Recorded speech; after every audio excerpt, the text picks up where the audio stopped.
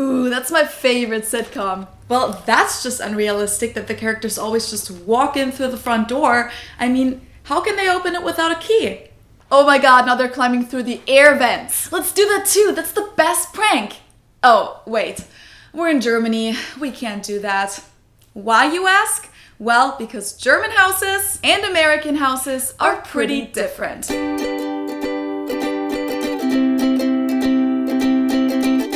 Hello, servus, and welcome back to my YouTube channel. My name is Felicia. I'm originally from Munich, Germany, but have been living here in Cincinnati, Ohio, on and off since 2016. Today, I'm going to take you on a little tour through German and American homes.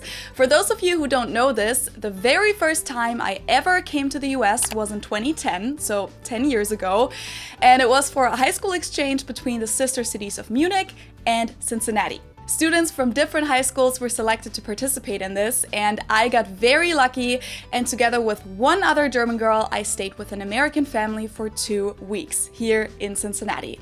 And when you arrive in a new country where you've never been before, after such a long flight, you're totally overwhelmed by the whole situation. But I do remember that I noticed a lot of differences about the house that first night. And since then, I've discovered many more things, of course, and I've been wanting to make a video about all of the differences on houses ever since I started this channel, but for some reason I haven't yet, so here we go. I made a list of 13 things that I'll go through in this video, and of course every house and apartment is different both in Germany and the US, and people can design it however they want and install different features, but these are differences that you'll see when you compare the majority of German homes to the majority of American homes. Right when you enter the house, you'll notice a big difference, and that's the front door. In Germany, they're usually a lot thicker than in the US and have a seal that makes them more soundproof but also helps with insulation, and you'll find those seals at most doors inside the home as well in Germany. The front doors that I've seen in the US so far were rather thin compared to that and never had a seal. Also, and this is what I've mentioned in the intro, in Germany you won't find a doorknob or handle on the outside of the front door, so even if the door is unlocked, you won't be able to open it once it's shut unless you have the key. Which brings me to another point, and that is that most of the locks I've seen here are a little different from the standard locks in Germany. Where I live here in the US, we have this kind of lock at the front door, but also inside on bedroom doors. The key is a little smaller and thinner than the ones in Germany, and for German locks you usually just turn it around once or several times depending on the lock and then just pull out the key like that, but in the US I found that you have to turn the key back before you can pull it out. And then in Germany, since there's no doorknob, you turn the key a little further and push the door open at the same time, while in the US you can just open it like a normal door once it's unlocked. At least that's how it is for most doors. I know that for some doors in the US you can also switch it to being locked automatically once you close it. Then, after you've entered, you'll notice the next difference right away. In Germany, the first place you find yourself when you enter a house or an apartment is usually the Flur or Diele, the hallway or foyer. That's usually where you take off your shoes, which you should do in Germany, as I've mentioned in another video before, and from there you'll get to the different rooms. In the US, you enter the home right into the living room in most cases, so like you open the door and you're already in the living room. The Germans among you probably know this from American shows and movies, like if you just think of sitcoms like Full House or How I Met Your Mother or other sitcoms, there's never a hallway. Some places do have some kind of entrance area, but it's usually more open than a German Flur. In general, German homes tend to be a little less open than American homes. The trend is going more towards open rooms, but traditionally, the hallway is its own room pretty much, with doors to all the other rooms. Like the kitchen has its own door and is its own room, the living room is its own room, and so on. While in the US, it's pretty common that the kitchen, the living room, and the dining area, if there is one, are all open and pretty much one big room. Now let's get to heating and cooling. In Germany, it's very uncommon for normal houses and apartments to have air conditioning.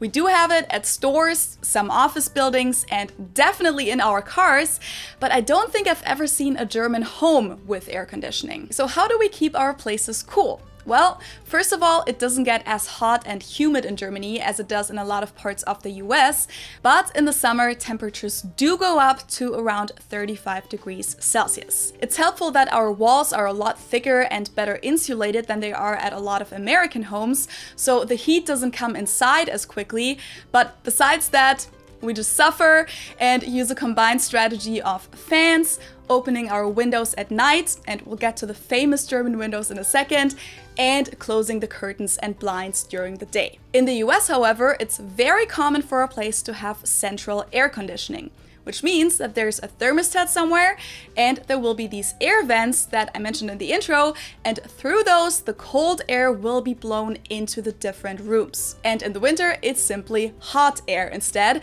so that's the cooling system and the heating system at the same time, which also means that you won't see these things in the US a lot.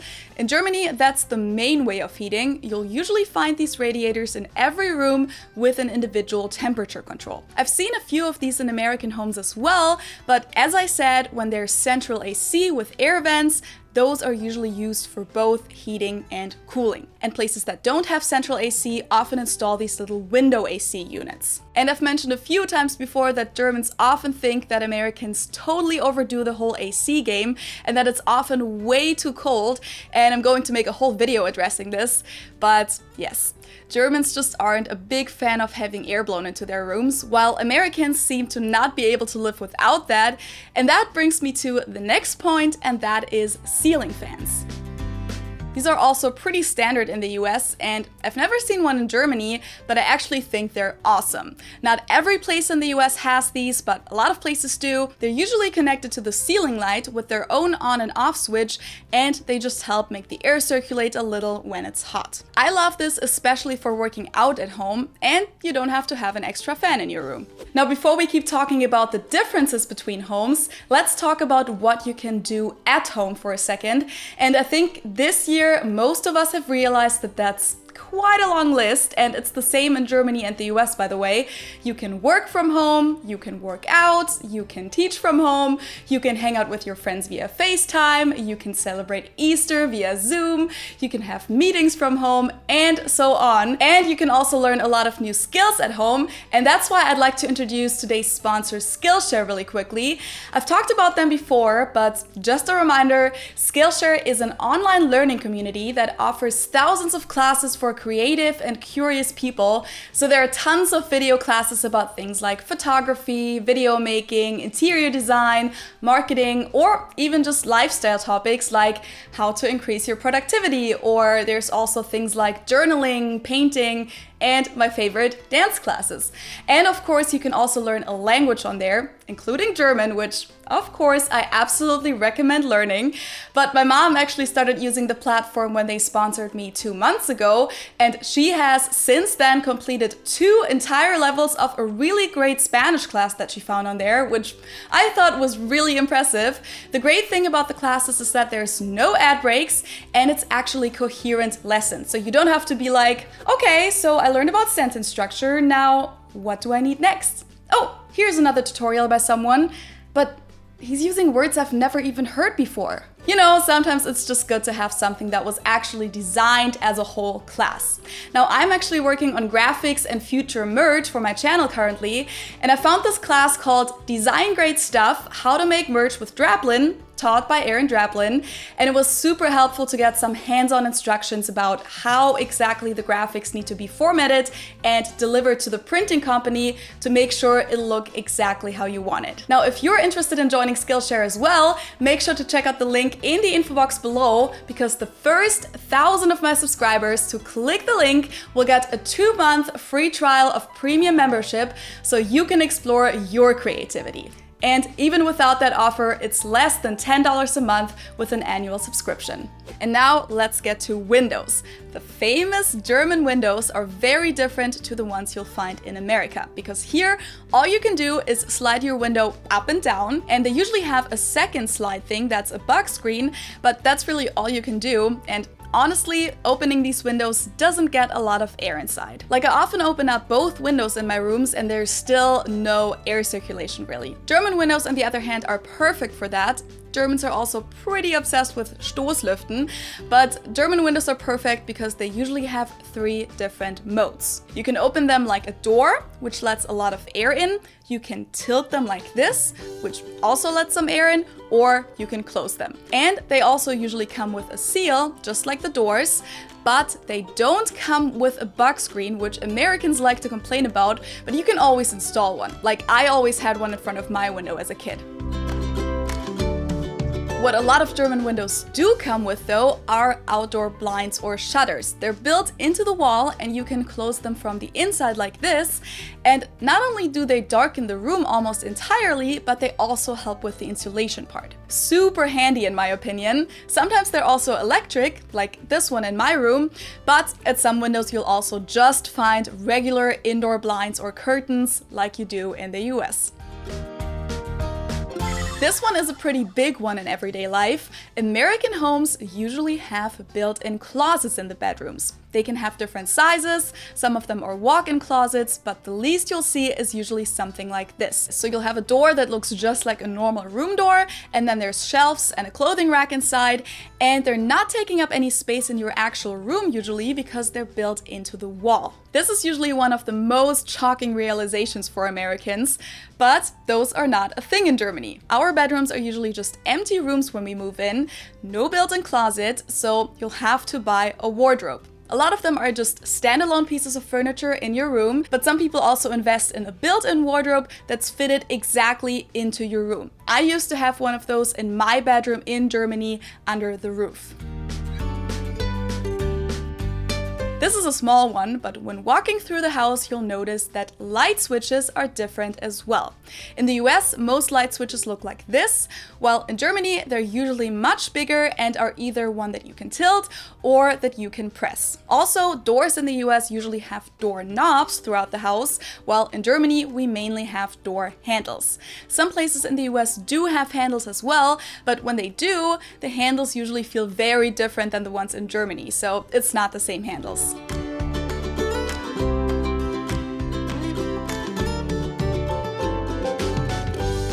Okay, let's move into the bathroom. If you've seen my video about peeing differences, you know that I mentioned how different bathrooms are and that I'm going to dedicate a whole video to that topic. So I'll just mention a few things in this one. One big one is that in a lot of older homes in Germany, the bathroom light switch is on the outside of the bathroom.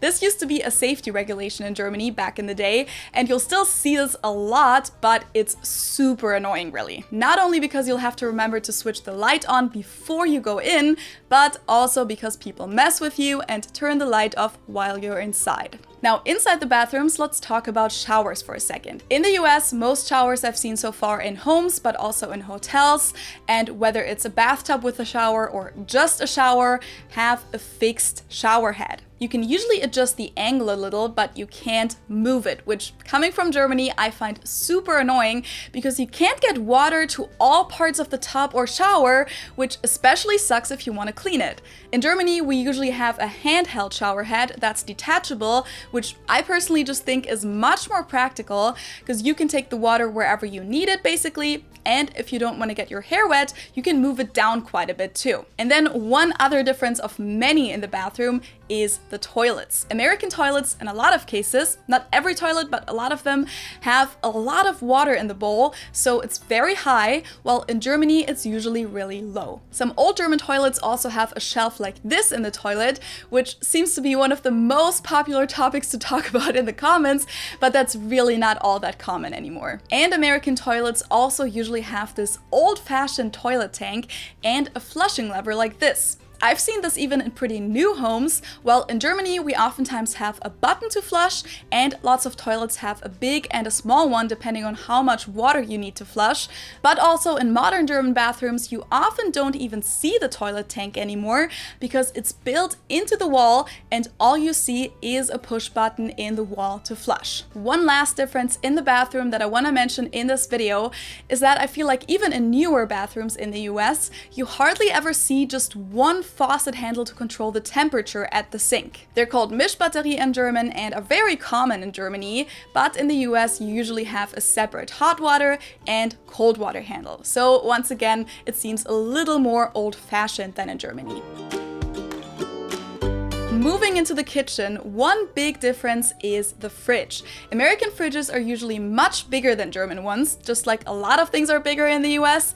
A lot of them have a water and ice dispenser like this, and oftentimes they have a separate door for the freezer. Sometimes it's also just like a big thing on top of the fridge.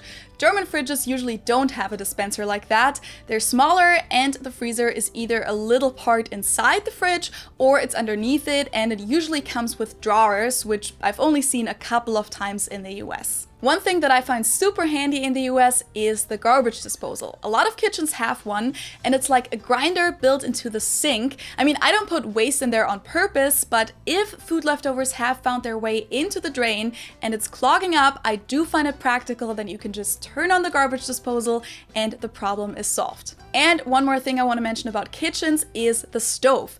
In Germany, most stoves are regular electric stoves or induction stoves nowadays, which do exist in the US, but a lot of stoves here are either electric coil stoves or gas stoves. That's actually the most common one I've seen around here, and you hardly ever see that in Germany unless the owner is like a really passionate cook or it's a really old house. So that's quite interesting.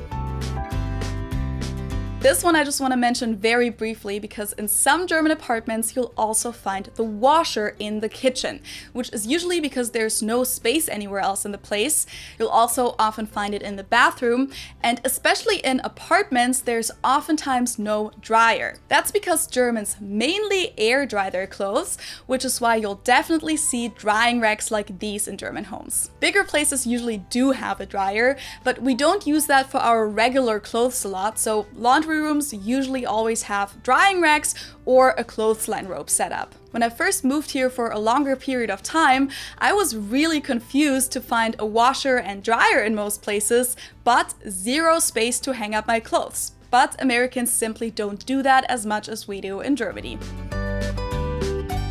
One difference that you'll notice when you walk through a German or an American home is the floors. In American homes, you'll see a lot of carpet, which I love personally, and in a lot of cases, it's this pretty thick, fluffy carpet too. You don't see that in German houses a lot. Most homes don't have carpet at all. Instead, we have tiles and wooden floors typically, but even when Americans have wooden floors, they're usually different than they are in Germany, where parquet is one of the most common floors, or the cheaper fake version laminate floor. In the US, the hardwood floors usually look a little different, like the structure is different and they're usually much darker than parquet floor, and from what I understand, they're also made differently. Overall, I found that Americans have a preference for darker wood in their floors and furniture, while Germans use lighter colored wood for a lot of that. And last but not least, let's talk about the exterior really quick. This varies a lot in Germany and the US, of course, but when it comes to apartments, one main difference is that in Germany, we always have our full name outside on the doorbell, the mailbox, and the actual apartment door, while in the US, it's usually just an apartment number, and that's part of your address. When it comes to houses, American houses often have the typical front yard and porch, and everything is very open, while in Germany, porches aren't really a thing, and we don't really have those big front yards either. Instead, you'll see a lot of fences and hedges in Germany. Things typically aren't really open like they are in the US, and overall, we just have a lot less space in Germany. And especially in a lot of German cities, housing and just space in general is pretty expensive, and people are glad to even have a balcony. A yard is really a dream come true, but then when they do have one, a lot of yards, especially in cities,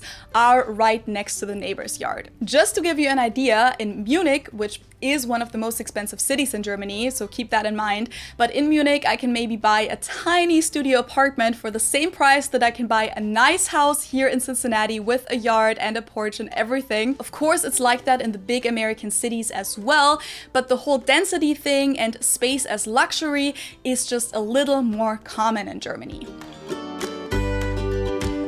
Of course, there are many more differences that I could have mentioned here, so if there's anything important that I missed, feel free to share that in the comments below. And I'd also like to know which of these features you'd like to have in your house or what you'd like to get rid of. For me personally, if I could build my own house and mix the features of both countries, I think I would definitely have the German windows and doors, American central air and ceiling fans, German bathrooms, and I think the American setup with a porch and lots of space, and the carpet and the dark wood interior design, because I really like that. Thank you so much for watching. I hope you guys enjoyed this video. This was a little longer again after my Random Differences mini-series with shorter episodes. If you liked it, make sure to hit that thumbs up button and don't forget to subscribe to my channel for free to join our intercultural community here and activate the bell to make sure that you don't miss out on any of my future videos. You can also follow me on social media for more behind the scenes content, and I hope I'll see you next time. Tschüss!